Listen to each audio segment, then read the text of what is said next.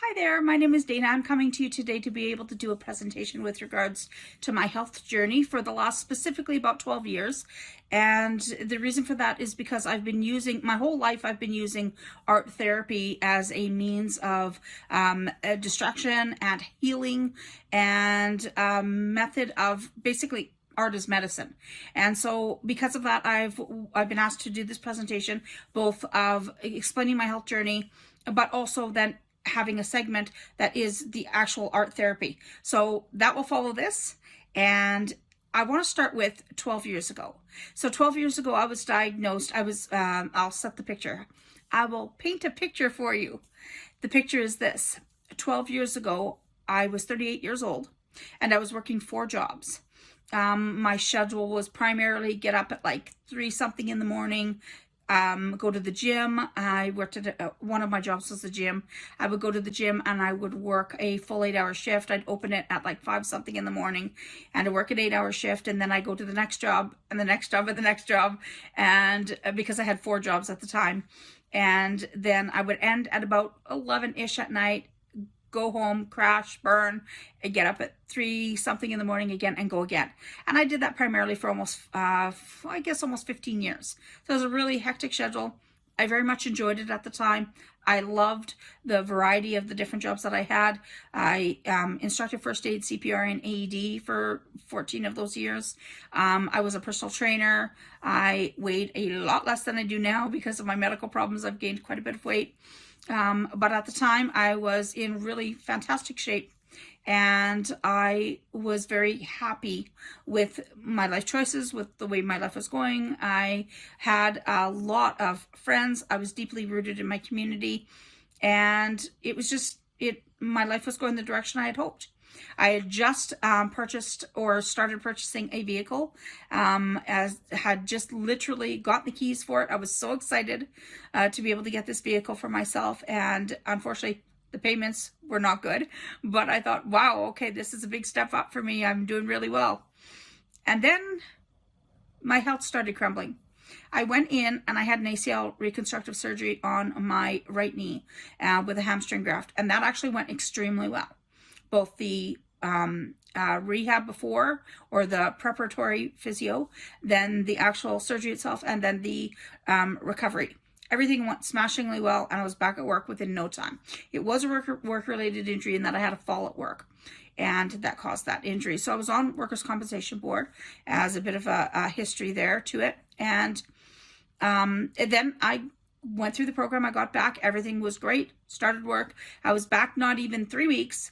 And I had, there was literally like a little drop of water by the water fountain at the gym that I was at. And I stepped on it. That's all it took, was just I stepped on it, and my other leg went out on a different angle, and I had meniscal damage. It's like the fates were not on my side. So I went in and I had, not long after, I had surgery for that as well. And I had meniscal repair. Like, surgery was like 7 minutes. Nothing that would have or should have caused anything that was a major issue. Especially since I came through the ACL reconstructive surgery so well. That hamstring graft, everything was just fantastic. This was different. I came out of this surgery and something was seriously wrong with my leg lower than the surgery. And I couldn't figure out what it was. And I presented with such immense pain. It was like astronomically larger than what it should have been, considering what the type of surgery was and how long I was only having the surgery for. And in fact, only the damage that was done to the meniscus. So to really put the pieces together, it just wasn't coming together. But here I was in this immense, like, exquisite pain. I couldn't put pressure on my foot. My leg was swelling way below the surgery site. I had discoloration. Just all sorts of things were going wrong with the leg. Fast forward to my first appointment back to see the surgeon that had done the work, and it was explained to me that nerves could have been disrupted somewhat within the surgery and for what was done with the surgery. Okay, so I was told, let it settle down, and go back to physio, of course, and keep going. And so I did, and it just progressively was getting worse and worse and worse. So I decided at that point to get a second opinion, and I got a referral to see a new, or not new, but new to me, orthopedic surgeon. And that surgeon told me, no, there's definitely something seriously wrong here. There is nerve damage of sorts. That particular surgeon was not able to qualify that further, but did tell me that he felt I should see a neurologist. So a referral was set in motion, and I got in to see that neurologist. So the surgery I had was in August of that particular year, and then it was 3 weeks after that surgery, so just in the end of August, early September, that I seen the first orthopedic surgeon that did the original surgery. And then I seen the second one for the a second opinion in, I believe it was October. So fairly quickly I got in, which was fantastic. But it took longer to get in to see the neurologist. By the time I seen the neurologist, it was December of that year. 4 months. 4 months made all the difference in the world. When I went in to see that neurologist, after testing, I was diagnosed with CRPS, which is complex regional pain syndrome. There are 2 stages that I learned are what CRPS is. There's stage 1 and stage 2. Obviously, stage 1 is something that can be treated within a certain length of time. The time frame was the 4 months. After the 4 months, it begins to be chronic, and the pain that comes with it is chronic pain. And I was told it was progressive and crippling with no cure. So here I am. I'm 38 years old. I work 4 jobs. I've just taken on a vehicle to be able to pay. And I'm being told, you have no future in the jobs that you're in. This is crippling progressive with no cure. Within a year, you're going to be within a year time from the diagnosis. It was felt that I would be in a wheelchair. I was told I had to quit all 4 of my jobs, that my life would quite literally be nothing more than self-care for myself. I'm 38 years old. I've just got a vehicle. I can't even begin to comprehend what is being told to me. I can't even begin to understand the implications of what this would mean for my life. Of course, I asked, what can be done? How can this be fixed? Come on, give me some answers. And I was told that of course, there was some physio for this. And then I was told that there was medication for the pain that they would try. And I was told that there was potentially some surgical options. When the dust settled, the surgical options would have meant that the percentage that it would have worked, because I asked, I said, what's the chances that I've got here? And they said the options that I was given for the surgical options, I was told that it would have a 30% chance of actually working and fixing this problem for me, or at least controlling the problem for me, and 70% chance that it would not work, and in fact could potentially make me worse.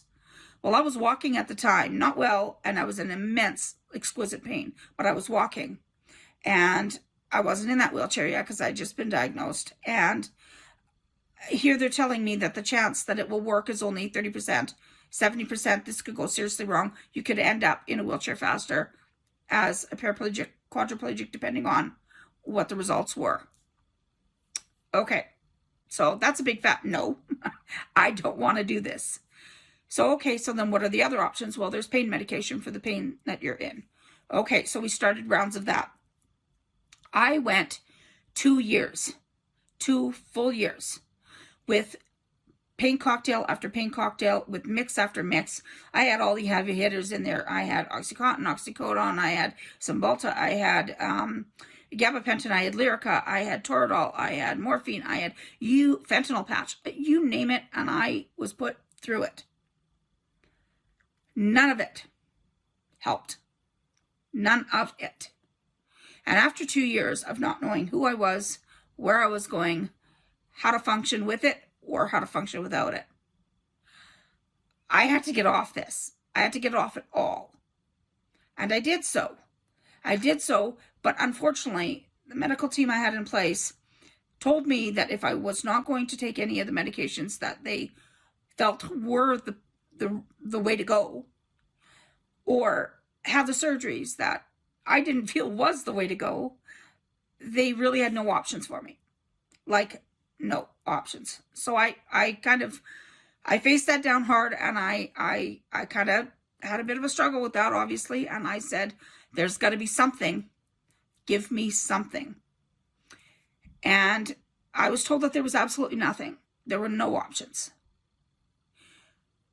I'm now 40 years old. My pain is uncontrolled. I have had to go on permanent disability. I've lost all 4 of my jobs. I'm struggling to make payments on this truck because, hey, guess what? Banks don't just take these vehicles back once you've got a loan for it. I have no jobs to cover these payments. I'm on permanent disability, which means I, at that point, couldn't afford my rent. I lost every person in my life, every friend, every relationship, everything, because basically my pain was so immense. I was told that they couldn't take my pain. They couldn't be around my pain. I was laying screaming hours and hours in a day. There was absolutely no help for me, none. And at the exact same time that this was going on, I lost my dad to unforeseen heart complications. And 2 years after that, I lost my mom for complications with her health. And a few years after that, still running through no help for myself. No opportunity for anything that was offered. No alternatives, no nothing. Still not allowing myself to have the surgery because it did sound like it could potentially be so much worse. And 30% wasn't a good enough chance for me to take. I just wasn't going to do that, especially after all I'd been through already. Still no medications, because by then I was like, there's no way I'm going back on another damn thing. It's screwed me up so much mentally and screwed my body up so much, and no relief. So that was still a no for me. I was still being told this is progressive crippling. I was still walking at that point without a wheelchair, but not well. And things were definitely getting worse. My body was locking up. My limbs were distorted. It had now jumped from the one limb to the other limb. It had gone from my left leg to my right leg, which it can do for CRPS, which I learned on the fly because I'm not a doctor, and everything I was being told seemed incomprehensible to me. It was so overwhelming to learn the lingo, the in and out of what I was experiencing. And in there, it wasn't just the one diagnosis I had. Then I was also diagnosed with fibromyalgia. And I was also diagnosed with lymphedema. And I was also, my whole life, I've had manic depression and bipolar disorder. And I've also had migraines my whole life, or the majority of my life. No small feat to manage all of this. I have asthma. There's a lot of other things that I've got going on. And here I'm laying there in bed screaming, no help. No one's listening. No one is listening to me. When I say what I'm experiencing, no one is hearing me. In the medical personnel, no one is hearing me. So I gave up. And I started not caring for myself, like much at all. And I became stuck inside my home. And then my therapy dog passed, and everything came crushing down. It was the straw for me at that point. And then, of course, as Murphy's Law is, things got worse. Things got much, much worse. I had a fall, and I screwed up my hip, my back, and my left leg really much worse than I already was. So you can imagine mentally at this point, the overwhelm was just a really silly word for what I was experiencing at that point. The losses personal losses, the job losses, the family loss, the family members, the fact that it was my parents, the fact that everybody in my life had left me like rats leaving a sinking ship. You name it, and I was experiencing, it was hell on earth. Literally hell on earth. I had no pain was controlled whatsoever. I was coming out of my skin with the symptoms. Felt like ants were crawling all over me. Felt like hot pokers were being shoved through the bottom of my feet.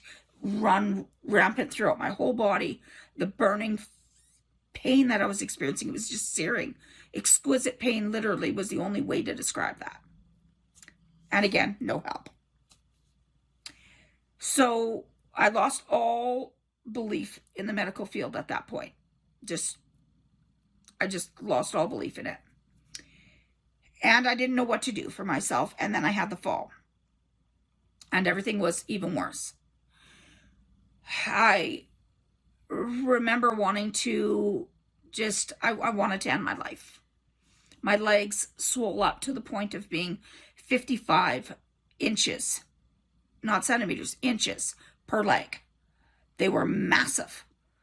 I'm only 5 feet tall. It was like trying to walk like a starfish. My legs were my knees were pushed up past my shoulders. I couldn't walk.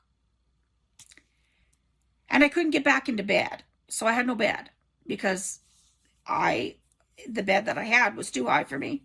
And because of my left leg and my back and my hip being screwed up, I couldn't get my legs swung up onto the bed. I ended up sleeping in an office chair for 2 days and 2 nights. And in doing so, my legs quite literally swole up and wrapped around the chair. I had pressure sores from hell. It was as bad as it could possibly get. And I wanted to end my life. There's no feeling of hope at this point, like none. It's all gone.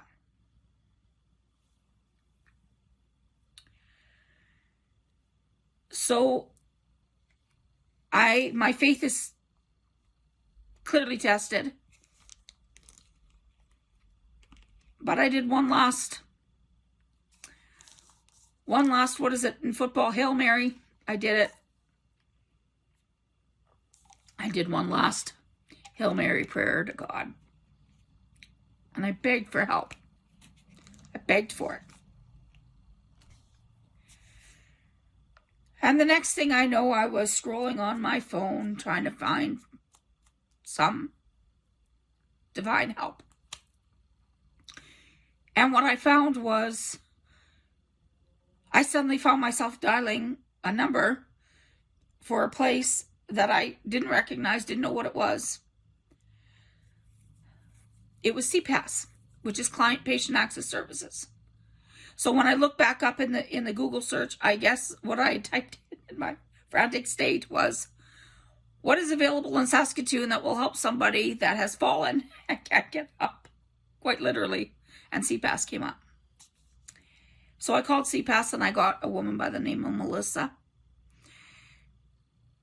And for the first time that was at the 10-year point. In the first time in 10 years, someone listened. She listened completely.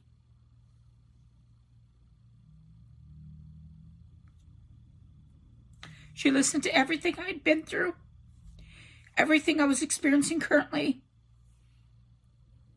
every emotion that I had battering at me, I threw at her. I was so lost.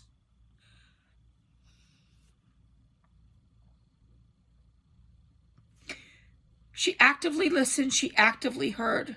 Please remember those words right now. She actively listened and actively heard me.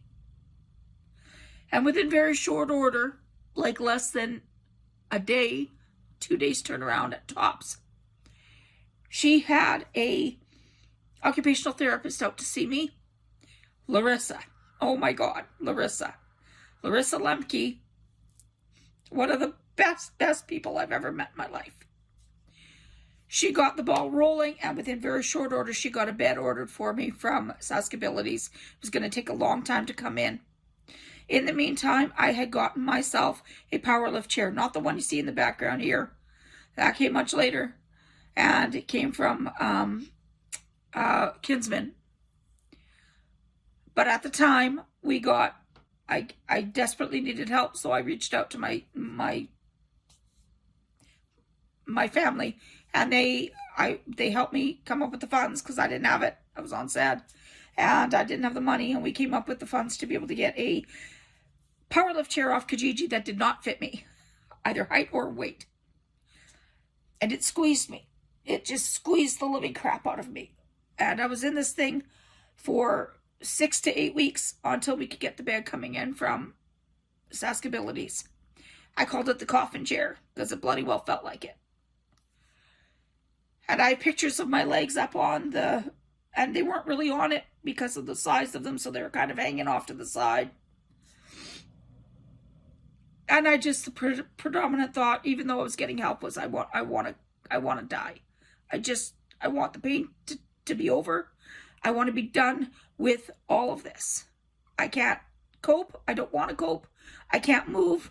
I can't hardly breathe. Just crushing depression.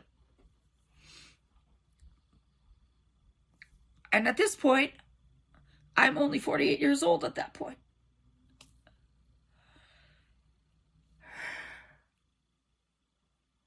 It's 2020. September of 2020 that fall happened. Larissa comes on the scene. She starts gangbusters. She's doing a fantastic job for me. The next one on the scene is my physio, Carissa. Enter in the Issas. I had a lot of Issas on my team. Larissa Lemke, Carissa Folden. Oh my God. If you guys want a physio that is worth their salt and then some, Carissa Folden, headhunter, she's fantastic. She's just fantastic. She got me up, she got me moving. Even with all of this, she got me up, she got me moving. I fought her tooth and nail. She still got me up and got me moving. She knew exactly what to say or do to help me. And then I still wasn't there. I still didn't see much hope. Even as fantastic as they were, I still didn't see much hope. So enter in the next person on the scene, and that would be Taylor Raish from Mackay Ops. Pharmacology. Pharmacology comes in, and I'm thinking, no. I'm thinking, no medication. I've been through this. I've been through hell with this. I've got no belief in the pharmacological end of things. And so I hit her with that. I've got no belief in this. I don't want to be on medication. It's not going to work. I've been through hell. Nothing worked for the nerves. I don't want this. And I fought her every step of the way. But again, please listen when I say she actively listened, actively heard me. And in actively listened and actively hearing me, when the dust settled and she knew that I was not going to go on any medications, she said, well, what can I do for you? And I said, get me a platform. Please get me a platform so I can speak about all the things that have been happening to me. And I left that with her. But the one thing that Taylor did do for me is the biggest thing she could have done, which is because she actively listened and she actively heard. Through Taylor, I felt a glimmer of hope. Just a glimmer. The one thing I was able to pay for myself was I had all my insurance in place for my burial costs through Purple Shield. And I knew that it was going to come available basically as of December 9th, 2020. So my plan was to take my own life by December 15th. I had the videos done, I had the letters done, I had everything ready to go. And then Taylor talked me out of it. She saved my life. As did Larissa Lemke, as did Carissa Folden, as did Melissa, who answered the phone from CPAS. As did the following 36 people that cared for me over the next 2 years. My story is not one that is uncommon. It's just one that's really impactful.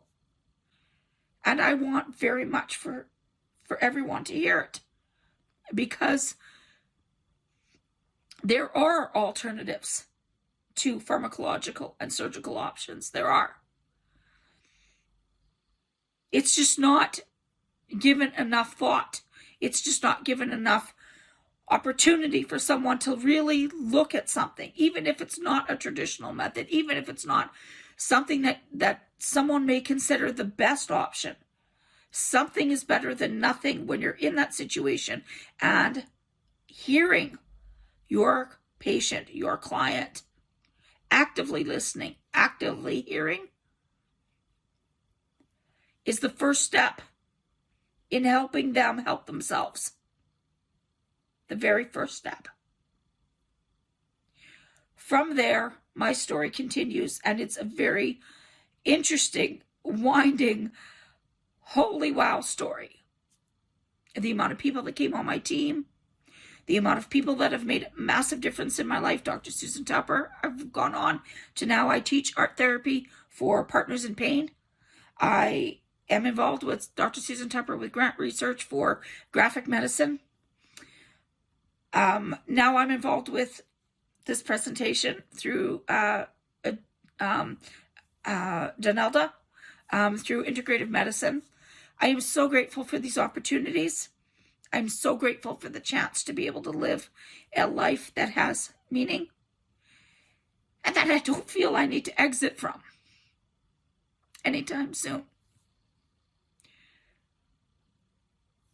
What I ask of you, now that you've heard this first portion of my story, I'm coming up on turning 50 years old.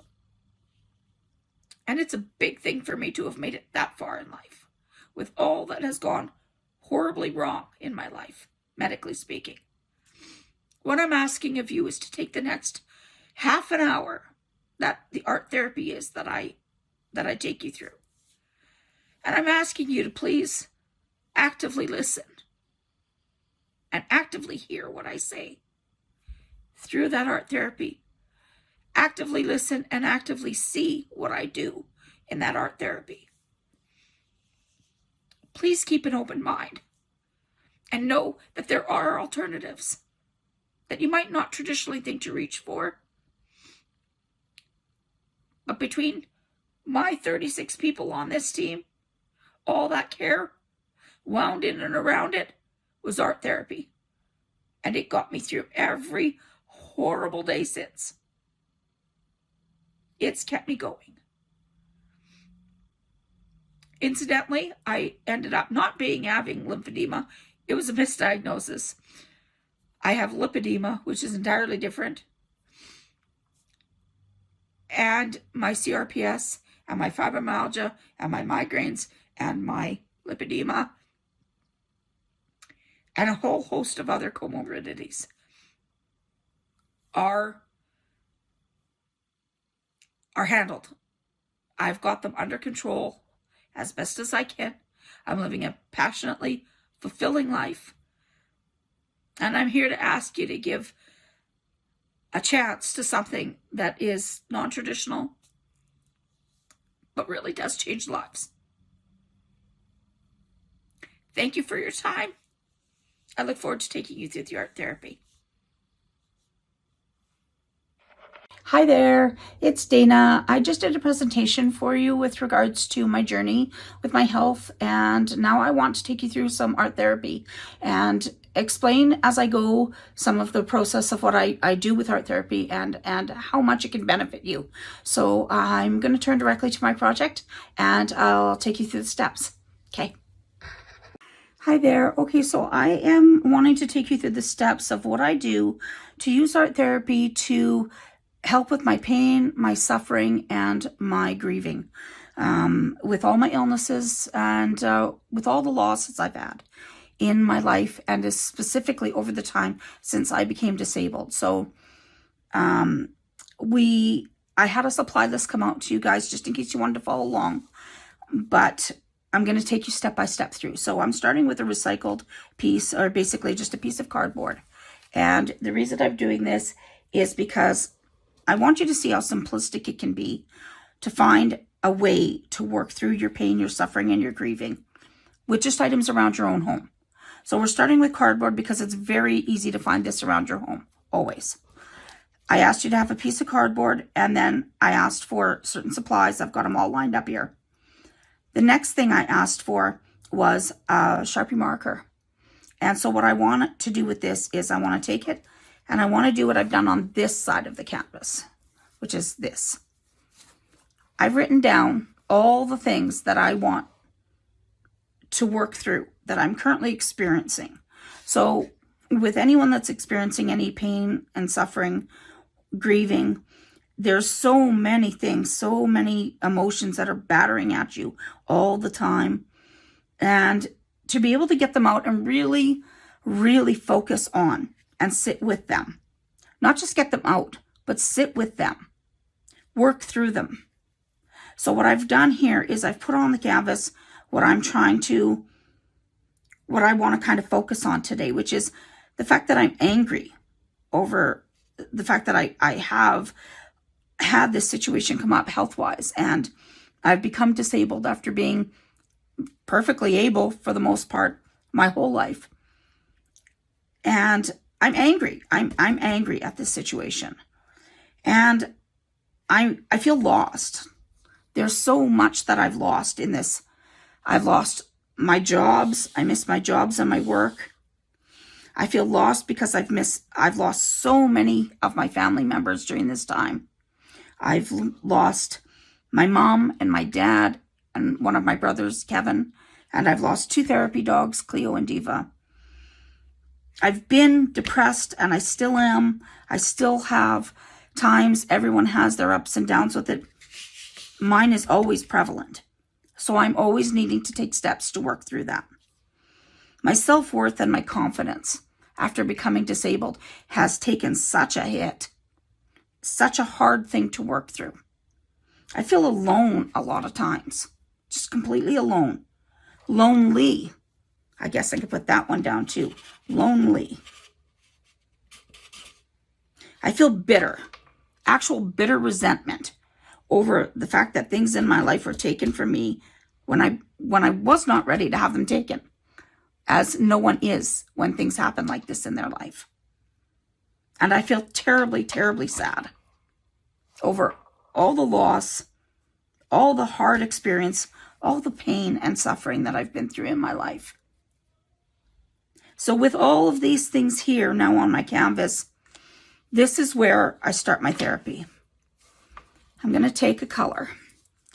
This one is the orange. I'm going to shake it up and I'm going to take it and I'm going to start right from scratch. I'm taking my fingers and I'm getting right in there because I want to work with it. I want to work through it. And I'm going to wipe out my words. I'm sitting with these emotions and they're hard and they're ugly. And I don't like being in this position of feeling this way all the time. It's so hard. It's just so hard. But you know, what I'm finding through this whole process, and what you will find as you go through it all, is that there is light at the end of the tunnel. There is. And that's what we're going to try to work through today. I'm taking this beautiful orange color and I'm just splashing it on my canvas. Getting right in there with my fingers. Smushing it right in. Going all over these feelings that I'm sitting with. Working through. Experiencing. Feeling like there's a chance, maybe. A chance to not feel so depressed and alone and lonely and lost. I'm feeling like maybe if I just focus long enough on whatever positives there are in life, maybe, just maybe, I can find something that could help me find some true measures, true deep measures of healing. So I've started with this orange, but I want to really work through my emotions. And so I'm going to reach for other colors as well. I'm going to reach for colors that pull to me and make me feel good and happy. For me, a happy color is purple. So I'm going to take this over my wet already, and I'm just, again, going to just get it in there. Get it on. Wherever I want it to be. Splash this beautiful color on there. Take it right to the edges of your canvas. Gorgeous color. As I'm working with this paint, I can tell you that it's silky.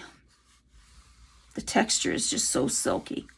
This particular one is a metallic, so it's got some really neat and beautiful perspective to it. Shimmery, beautiful, beautiful color. Splash it on there. Work it in with your orange.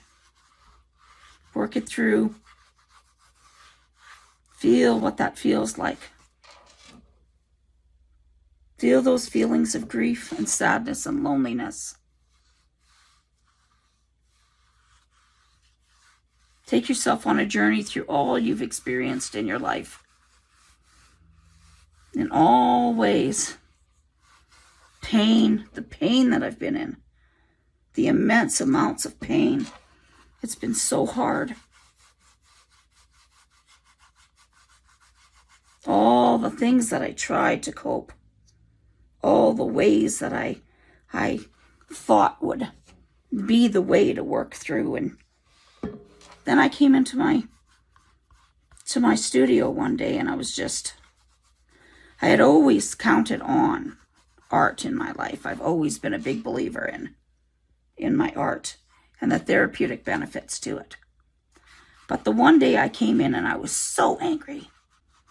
It was just all consuming. I couldn't get past it. And I thought, if I don't do something soon, it's gonna kill me. It's gonna take me right down. And for all the people that I've lost in my life, there's an equal measure of people that are still here. And what would that do to them if I suddenly wasn't here? Because believe me, with the pain that I've had, the exquisite, exquisite amounts of pain, I've thought about it. I've been so close. Luckily enough for me, I've had people step forward and point out that I still have value, that there's still so much I could do with my life, that the loss doesn't have to just take me down, that the bitterness is something I can work through, that I can find in my life something that will tell me that, maybe, just maybe, there might be something still worth living for. Despite all the anguish, all the tears, my God, the amount of tears I've had. The amount of times that I've spent just curled in a ball and, letting it just rush through me. How much pain has been involved. How dramatically different I felt when I felt whole and I felt like I was a member of society. I haven't even felt like a member of community since my disability. I felt so just lost, just so lost. So I'm looking at this canvas and I'm seeing beautiful color. And I'm seeing opportunity for growth. I'm seeing opportunity for change. I'm seeing a chance to find my way again. And with it all and through it all, my art, I'm seeing with this, with the colors and just with everything I build into it, I'm seeing the actual true valleys and mountains and everything I've gone through, every single step that I've taken. This journey is not for the faint of heart, that's for sure. This journey is absolutely, it's arduous, and it's time consuming, the amount of hours I spend on self-care, the amount of time I spend trying to work myself through the ups and downs of the pain, and just the time spent thinking. It's so exhausting to try to find good thoughts and happy thoughts, and finding a way to be able to just take what I've had happen to me and find a way to get some positive from it. What kind of positive can you take from exquisite pain? What lesson is there in that? What can you do with that? Well, one thing that I found, absolutely without a doubt, you can make a difference with all that you experience. You can make a huge difference in others' lives. If they're not at the same point as you, and they're struggling, and you've been through something, and you absolutely know, because you're finding your stride now, maybe. You're realizing, wow, I did that. I'm just realizing I've spent over 12 years battling to feel like I could get up in the morning and feel like I had a sense of purpose again. A true, full-on sense of purpose. Something that would be worth my while to not take that final step. Not actually go to the extent of taking my own life. The thought is almost always there, it seems. It's prevalent. Right on the cusp of every moment that thought comes up. Equally, I find I have to battle to get the opportunity to think, if I'm thinking what this world would be like without me, because this is taking me under that far. The pain, the losses, the suffering, the deep, deep suffering. Well, what kind of good could I do with that? Because there's always that balance. So here, I've covered almost everything, but we still got these ones here, and they just, to me, it just strikes me as each one that I put on here tells a story. Each one of these tells a story. It tells the story of how many ups and downs I've been through. How many times I've had to find a way to just like myself. Find a way to get by without the loved ones that I've lost. Find a way to get up in the morning and face yet another day. A day filled with nothing but bandages for my legs and self-care and physio and what about, geez, Some days it comes down to one thing. Did I shower today? Did I have a chance to just simply shower today? It's all such a battle. It's just a battle. So as I put this paint on here, as I smush this around, I think about everything I've been through. I think about all of the really, really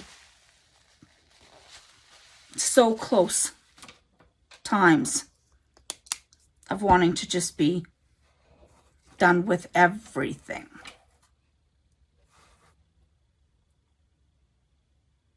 And then I take a moment and I breathe. I breathe so deeply, and I realize there is more, so much more to be done. So much more that can be taught. So much more that can be related to.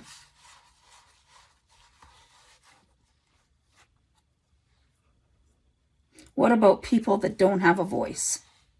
What about people that don't know how to experience or explain? They go through the experience, but they don't know how to actually voice their strengths or their worries or their concerns. What about people that just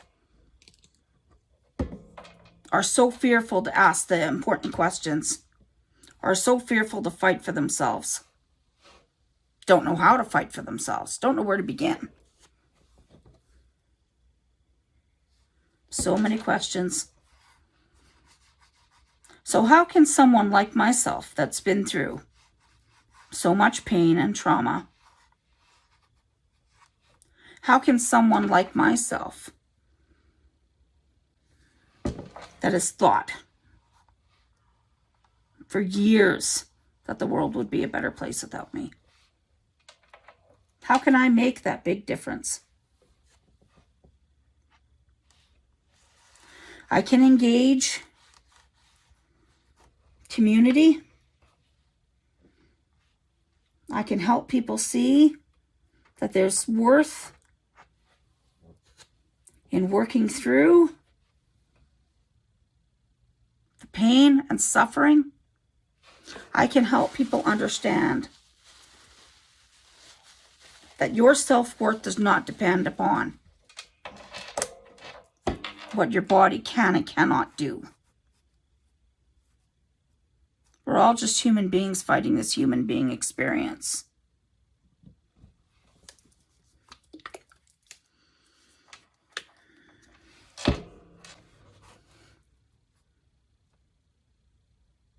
These layers,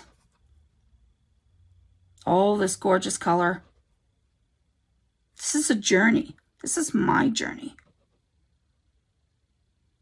I see the light at the end of the tunnel. I see the hope for so much more in my life. I see the opportunity to reach out and help so many people.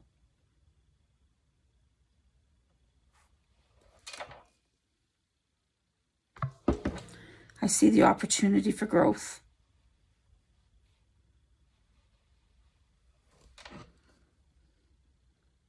I see the opportunity to reconnect. I see the opportunity to live an amazing life.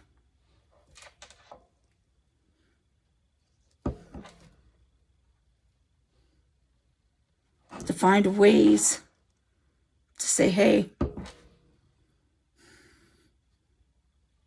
I've come through so much.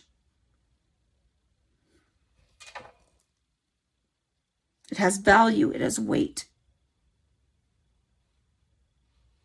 These experiences, they all have value, they all have weight.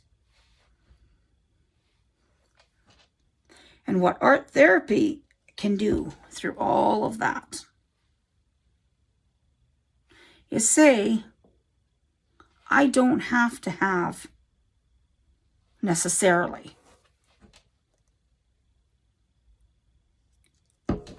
so much medication in me that is making it be that I can't hardly think. I can't hardly move.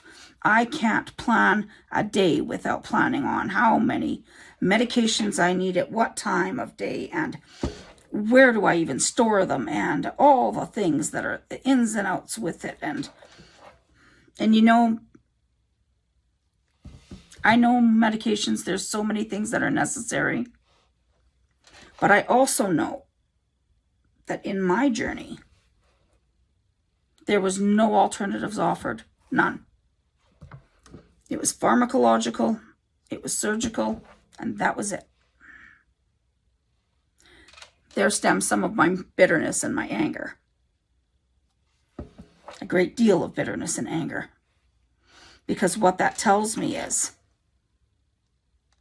I actually asked. When surgical wasn't an option, and after 2 years of trying pain cocktail after pain cocktail, and nothing was working. It was just all so much. I couldn't remember what I was doing or what time of day it was. I had so much in my system, I couldn't function with it. I couldn't function without it.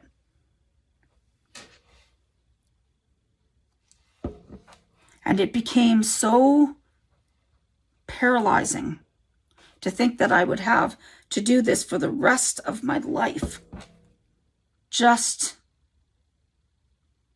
to get up each day and face just that. Well, there's nothing worse for me than thinking, is this all there is? Is this all I am? Is this all that's left? And in thinking that, it brought me back again to lack of confidence, lack of self-worth. What am I here for? It's that never-ending cycle. It's back and forth. It's back and forth. It never ends until one day, one random day, you find yourself sitting,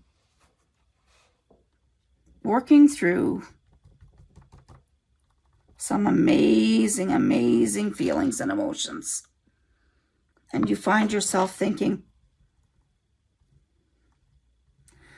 these feelings that are so hard and so all-encompassing might just be my salvation. Because I'm facing it head on. There's nowhere to hide here. There's no way to escape the pain and the suffering. So now I'm taking it head on. I'm looking at it and I'm saying, you know what? Under these layers is pain and grief. Under these layers is the sadness, the heartache, and the feelings of lost. Under these layers is the terrifying thoughts of what if I don't make it? What if I am not strong enough? What if I can't stop myself one day? Pain changes you. It changes you so dramatically. It brings you to a whole new level of feeling. But guess what? If you sit with these emotions and instead of just trying to run from them, you face them head on, the amount of joy and happiness and undeniable excitement for a future that you thought was lost. And instead, it's still here. And you know what? Looking at this painting, looking at what I just accomplished, these gorgeous colors, this beautiful scene, this tells me there's hope. This tells me that I have a purpose. This tells me I am here to help people. I am here to share my story and my journey. I am here to help others see and maybe not have to quite experience all that I experienced. Help them see that there is value in everything, including your pain and your suffering and your grieving. And who knows, at the end of it, you might just find yourself in a place of beauty.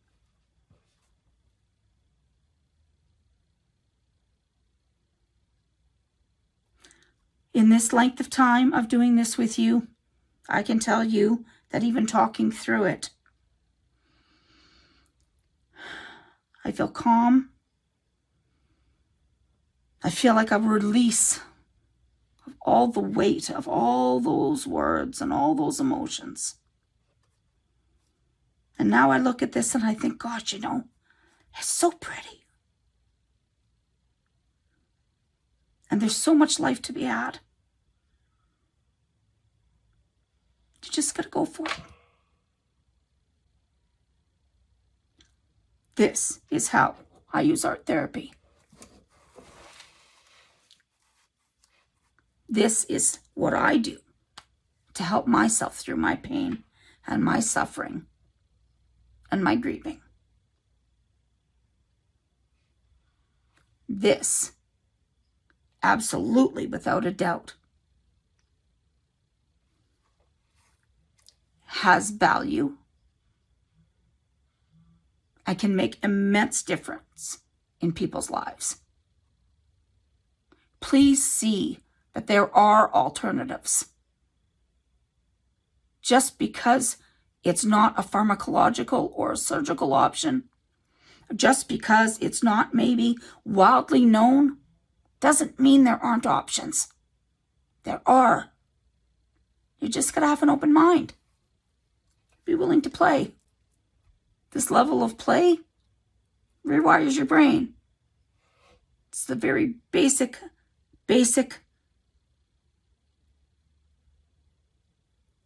idea behind neuroplasticity. Rewire the brain. Just rewire it. Take it to a state of play, a creative flow. Work through it, work past it, and come out with a beautiful landing. Always make sure you sign your work.